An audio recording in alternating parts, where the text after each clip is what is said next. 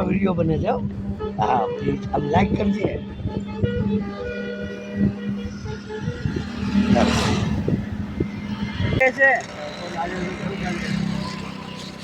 અમે માનવ સેવા આશ્રમમાંથી આવી આછી ઉભા અમે માનવ સેવા આશ્રમમાંથી આવી હા તો તમને બુજુર્ગોની સેવા કરવાની અમારે જો કેરીના કેળા સારું હવે સાઈડમાં તમે બુજુર્ગોની સેવા કરી